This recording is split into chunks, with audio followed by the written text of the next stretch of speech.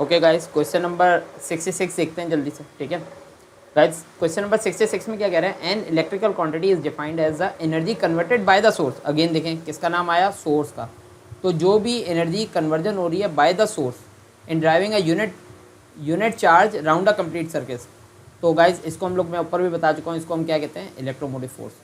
Energy converted across the component, वो क्या कहलाता है, वो आपके पास पीडी कहलाता है। ठीक है, तो energy converted by the source जो है वो आपके पास क्या कहलाता है, ईएमएफ। ठीक है। अच्छा गाइस, क्वेश्चन नंबर 67 देखते हैं जल्दी से। The diagram shows an electrical circuit. ठीक है, तो आपके पास इलेक्ट्रिकल सर्किट शो हो रहा है और कह रहा है कि which pair of reading is obtain when suitable power supply is connected between X and Y. Guys आपने आई और वी की वैल्यू फाइंड करनी है बस। ठीक है, अब ओम्स लॉ को ज़रा रिवाइज करते हैं जल्दी से। V is equal to I R and हमें रेजिस्टेंस गिवन है ना। ठीक है, ये रेजिस्टेंस गिवन है हमारा 24। तो आर इज इक्वल टू किसके इक्वल हो जाएगा, वी अपॉन आई के। तो देखें इसमें से कौन सा पेयर, यानी कि ये पेयर ये पेयर ये पेयर, कौन सा पेयर 24 फॉर्म करेगा। ठीक है, तो कौन सा पेयर, ये देखें ये 24 है, कौन सा पेयर फॉर्म करेगा 24 के। अगर मैं 2 को 6 से डिवाइड करूँगा 24 आएगा, नहीं ऐसा तो कुछ नहीं आएगा, ये गलत है। 2 को 0.5 से डिवाइड करूँगा तो 4 आएगा, ये भी गलत है। 12 को 0.5 से डिवाइड करूँगा तो गाइस 24 आ जाएगा। 12 डिवाइड बाई 0.5, ठीक है, 12 डिवाइड बाई 0.5 तो आपके पास क्या आएगा, 24 ओम, जो कि इक्वल आ रहा है। ठीक है इसके, तो आपके पास ये सी वाला पेयर करेक्ट है। ठीक है। अच्छा गाइस, उसके बाद देखें, उसके बाद ओके गाइस, क्वेश्चन नंबर 68 देखते हैं। ठीक है, क्वेश्चन नंबर 68 में क्या कह रहा है कि the diagram shows part of an electric circuit, what is the current in 2 ohm resistor. Guys यहाँ कितना करंट होगा ये हमें फाइंड करना है। ठीक है, ठीक है, इसका डायरेक्ट मेथड आपको बताऊँ। यहाँ की कंबाइंड रेजिस्टेंस कितनी है गाइस, नज़र ही आ रही है, 10 ओम सीरीज़ में है ना। और यहाँ की कंबाइंड रेजिस्टेंस कितनी है, 10 ओम। ठीक है, तो गाइस अगर दोनों तरफ रेजिस्टेंस सेम है, यानी पैरेलल, ये दोनों कंबाइन और ये दोनों कंबाइन पैरेलल कनेक्ट हो जाएंगी, तो यहाँ से 6 एम्पेयर करंट आ रहा है, 3 यहाँ चला जाएगा और 3 यहाँ चला जाएगा। तो इसका करेक्ट आंसर 3 होना चाहिए।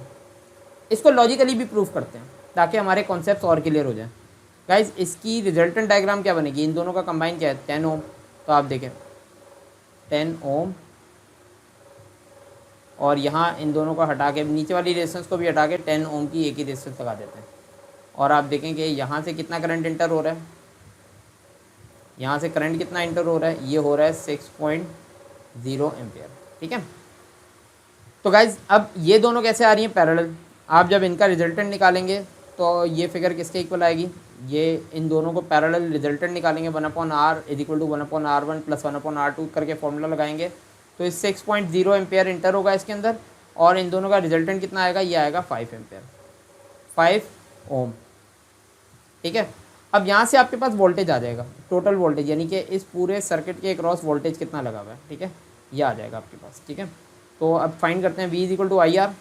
हमें ये प्रूफ करना है कि यहाँ हमारा करंट कितना जा रहा है, 3 जा रहा है। ठीक है, तो V is equal to I R, I कितना है गाइज यहाँ पे 6, और R कितना है 5, तो कितना आ गया 30 वोल्ट। तो गाइज यहाँ हमें ये पता लग गया कि 30 वोल्ट की बैटरी कनेक्टेड है इस पूरे सर्किट के साथ। ठीक है, अच्छा गाइज अब देखें, अब आपके पास यहाँ जाहिर सी बात है कि यहाँ ये दोनों, ये तो आ गया आपके पास, लेकिन यहाँ देखें, यहाँ वोल्टेज कुछ और होगा, यहाँ वोल्टेज कुछ और होगा।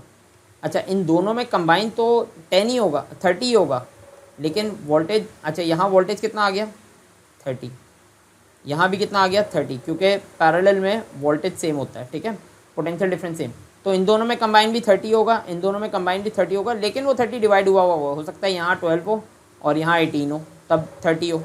ठीक है, अब क्योंकि रेजिस्टेंस सेम नहीं है, इससे वोल्टेज भी सेम नहीं होगा, वोल्टेज यहाँ सीरीज़ में डिफरेंट हो जाएगा। तो हमें यहाँ का वोल्टेज फाइंड करना है। तो गाइज़ यहाँ का वोल्टेज कैसे फाइंड करेंगे हम लोग, तो आप पहले यहाँ का करंट क्या फाइंड कर सकते हैं, देखिए यहाँ का वोल्टेज कैसे फाइंड कर सकते हैं हम लोग, वोल्टेज तो आ गया हमारे पास। ठीक है, तो यहाँ का मैं करंट फाइंड कर सकता हूँ, यहाँ करंट कितना इंटर हो रहा है देखें, तो V इज इक्वल टू इस जगह पे। ठीक है, ये इसका रिजल्टेंट है ना, यहाँ का करंट फाइंड कर सकते हैं। I इज इक्वल टू क्या हो जाएगा, V अपॉन R। तो आप देखें V कितना आ रहा है 30, और R कितना आ रहा है 10। देखें गाइज ये करंट कितना आ गया 3 एम्पेयर। तो यहाँ इस पूरे दोनों रेजिस्टेंस में कितना करंट इंटर होगा 3 एम्पेयर, और 3 एम्पेयर इसमें भी जाएगा और इसमें भी जाएगा। ठीक है, तो यहाँ देखें 3 एम्पेयर, वैसे कैलकुलेट करके भी आंसर यही आ रहा है। और हमने पहले भी लॉजिक लगा के आंसर 3 एम्पेयर ही लेके आए थे। ठीक है गाइज, ये क्वेश्चन नंबर 68 था। क्वेश्चन नंबर 69 को देखते हैं।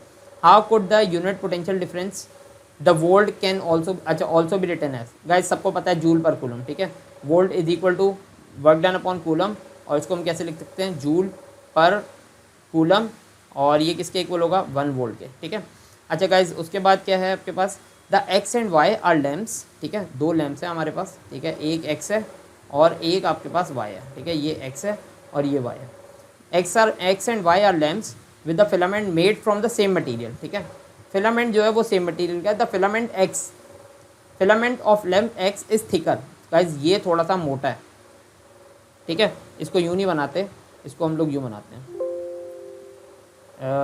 यूँ समझ लें, यूँ, ये थोड़ा सा मोटा है। ठीक है, अच्छा थिकर एंड शॉर्टर। ठीक है, और ये शॉर्ट भी है।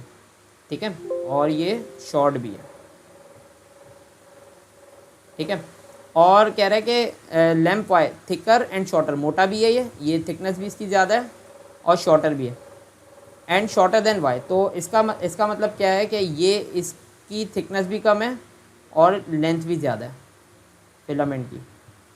ठीक है, तो इसका मतलब क्या है, अगर लेंथ ज़्यादा है तो रेजिस्टेंस ज़्यादा है, और अगर थिकनेस कम है यानी कि क्रॉस सेक्शनल एरिया कम है तो रेजिस्टेंस तब भी ज़्यादा है। ठीक है, तो रेजिस्टेंस तब भी ज़्यादा है, ये अगर कम होगा तो ये ज़्यादा होगी, और लेंथ ज़्यादा होगी तो रेजिस्टेंस तब भी ज़्यादा होगी। कह रहा है कि when connected to the mains and switch on which is the bright lamp and which lamp has a larger resistance. तो लार्जर रेजिस्टेंस गाइस किसकी होगी, वाई की, तो वाई की रेजिस्टेंस लार्जर होगी। और ब्राइट कौन जलेगा, जिसकी रेजिस्टेंस कम होगी। रेजिस्टेंस किसकी कम है, एक्स की कम है, तो इसका मतलब इसमें ज़्यादा करंट जाएगा। ठीक है, ज़्यादा करंट जाएगा तो ये ब्राइट जलेगा। ठीक है, तो ब्राइट कौन जलेगा, एक्स, ये देखें ये एक्स आ गया, और लार्जर रेजिस्टेंस किसकी होगी, वाई की। तो B option is the correct option. Guys last question देखते हैं इस चैप्टर का, क्विक जो आपका क्विक रिवीजन है, इसमें लास्ट क्वेश्चन देखते हैं इस चैप्टर का। कह रहा है अब 1 ohm resistor and 2 ohm resistor are connected in parallel. Guys एक 1 ओम रेजिस्टर है और एक 2 ओम रेजिस्टर है, इनको हमने दोनों को पैरेलल कनेक्ट कर दिया, 2 ओम। ठीक है, और यहाँ देखें आपके पास यहाँ वोल्टेज डीसी सप्लाई कितनी है, यहाँ आपके पास 12 वोल्ट डीसी सप्लाई है voltage. What is the current in the circuit. तो गाइज इन दोनों को कंबाइन करेंगे तो रिजल्टेंट क्या आएगा, 3 ओम। और करंट कैसे फाइंड करेंगे, टोटल वोल्टेज टोटल रेजिस्टेंस, दोनों के बिना आई इक्वल टू क्या होता है गाइज, वी अपॉन आर, और वी कितना है 12 और आर कितना है 3, कैंसिल करेंगे तो I equal to 4 ampere. That is the current in the circuit, given circuit. तो guys option B is the correct option. Guys ये आपका करंट इलेक्ट्रिसिटी चैप्टर का क्विक रिवीजन था। आई होप सो कि जितने कॉन्सेप्ट्स मैंने दिए होंगे क्विकली, ज़ाहिर सी बात है क्विक रिवीजन है, क्विकली दिए होंगे तो आपके सारे कॉन्सेप्ट रिकॉल हो गए होंगे, या जिन लोगों को ये कॉन्सेप्ट पता ही नहीं थे तो उनको भी ये समझ में आ गए होंगे। अगर फ़र्ज़ करेंगे कहीं भूल जाते हैं आप, या कोई कॉन्सेप्ट समझ में नहीं आ रहा, तो आप मेरी वीडियोस दोबारा देख लें, आपको कॉन्सेप्ट ज़रूर समझ में आ जाएगा। ठीक है गाइस, नेक्स्ट लेक्चर के साथ दोबारा मिलते हैं। डीसी सर्किट के एमसीक्यूज़ के साथ दोबारा मिलेंगे, और जब तक आप प्रैक्टिस करें इसकी।